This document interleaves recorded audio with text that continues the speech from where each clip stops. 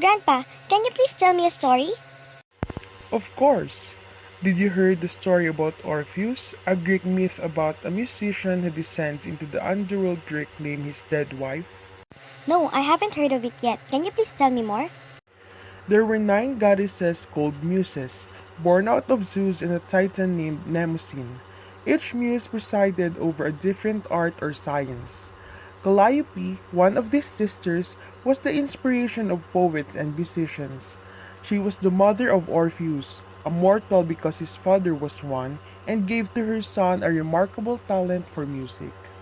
Orpheus played his lyre so sweetly that he charmed all things on earth. Men and women forgot their cares when gathered around him to listen.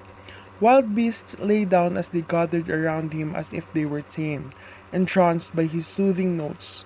Even rocks and trees followed him, and the rivers changed their direction to hear him play. Orpheus loved a young woman named Eurydice, and when they were married, they looked forward to many years of happiness together. But soon after, Eurydice stepped on a poisonous snake and died. Orpheus roamed the earth, singing and sad melodies to try to overcome his grief. But it was no use. He longed for Eurydice so deeply that he decided to follow her to the underworld. He said to himself, "No mortal has ever been there before, but I must try to bring back my beloved Eurydice. I will charm Persephone and Hades with my music and win Eurydice's release." He climbed into a cave and through a dark passage that led to the underworld. When he reached the river Styx, he plucked his lyre again, and Cerberus, the fierce three-headed dog who guarded the gates, heard the sweet music and lay still to let him pass. Orpheus continued to play his lyre tenderly as he made his way through the gloomy underworld. The ghosts cried when they heard his sad music. Sisyphus, who had been condemned to roll uphill forever, stopped his fruitless work to listen. Tantalus, who had been sentenced to stand in a pool of receding water, stopped trying to quench his thirst. And even the wheel to which Ixion was tied as punishment stopped turning for one moment.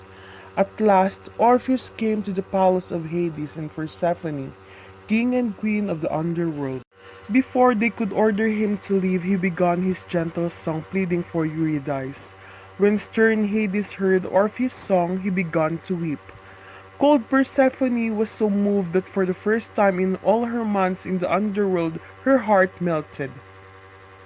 "Oh, please, my husband," she said to Hades, "let Eurydice be reunited with Orpheus." And Hades replied, "I too feel the sadness of Orpheus. I cannot refuse him." They summoned Eurydice, and the two lovers clasped each other and turned to leave. "Wait," said Hades to Orpheus. "Eurydice is yours to take back to the earth on one condition." "What is that?" asked Orpheus.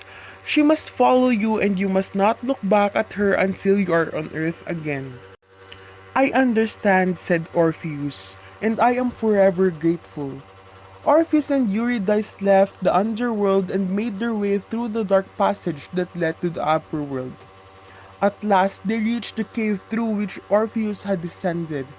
"I can see daylight ahead," called Orpheus to Eurydice. "We are almost there."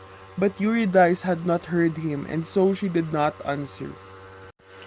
Orpheus turned to make sure that she was still following him.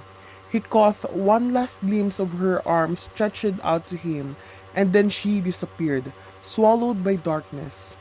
"Farewell," he heard her cry as she was carried back to the underworld. Orpheus tried to follow her, but this time the gods would not allow it. And so he wandered the earth alone. He sang his sad songs to the trees and longed for the time when he too would die and be reunited with his beloved Eurydice in the underworld. Wow, Grandpa, it is a very touching story. If only Orpheus had listened to Persephone and Hades, he may still have a happy life with Eurydice. Grandpa, thank you for sharing the story with me.